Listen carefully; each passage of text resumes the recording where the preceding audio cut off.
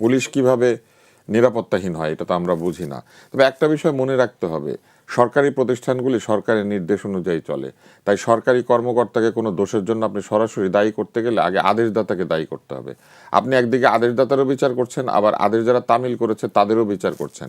যদি বিচার হয়, বিচার হবে, যথাযথ অভিযোগের ভিত্তিতে বিচার আচার হবে। তাহলে অনেক মামলা হয়েছে না, পুলিশের বহু মানুষ কারাগারে গিয়েছেন না, তাহলে তারা কারাগারে যাওয়ার পর এখন যে পুলিশ আছে সেই পুলিশ নিশ্চয়ই ওই খারাপ পুলিশ না, আমরা তো সেটাই ধরে নিব। তাহলে সেই পুলিশকে আপনি কেন এইভাবে ধমক ধমক দেবেন আর বলবেন পুলিশ অনেক অন্যায় করেছে? প্রতিষ্ঠান হিসেবে পুলিশ অন্যায় করেছে, সেটা তো প্রতিষ্ঠান হিসেবে করে নাই।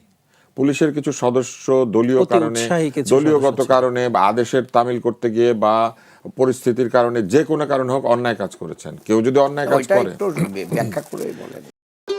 ভবিষ্যৎ হোক নিরাপদ, বিনিয়োগ হোক বিশ্বস্ত, আর আমার পছন্দ সল্ট বে। ওয়েলকাম টু সল্ট বে।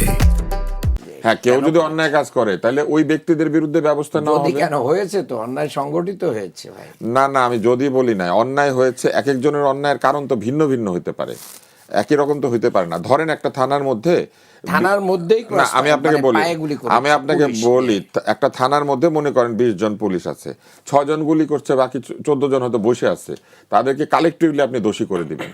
এটা তো হয় না, যে 6 জন গুলি করেছে সেই 6 জন দোষী, বাকি 14 জনের পক্ষে তো আসলে কিছু করা সম্ভব না। সবাইকে তো ঢালাও দোষী করা। কিন্তু এই যে যখন বলা হচ্ছে যে এই পুলিশকে আগে তামিল করে এইসব করে নাই, তাইলে আমরা পুলিশকে গিয়ে ধমকাইতে পারবো? আমরা পুলিশকে ধমকাইতে পারবো না। পুলিশ রাষ্ট্র, এই পুলিশ কিন্তু এখন অন্তর্বর্তী সরকারের পুলিশ। এই এখন যে পুলিশ আছে এই পুলিশ হচ্ছে জুলাই চেতনার অধীনে শাসনকৃত পুলিশ।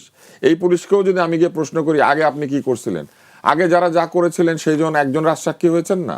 বিভিন্ন পুলিশ এখন কারাগারে আছে না, এমনকি সেনাবাহিনীর সদস্যদেরকে পর্যন্ত কারাগারে নিয়ে যাওয়া হয়েছে না, তাদেরকে বিভিন্ন ধরনের শাস্তির মুখোমুখি হতে হচ্ছে না বা বিচারের মুখোমুখি হচ্ছে না।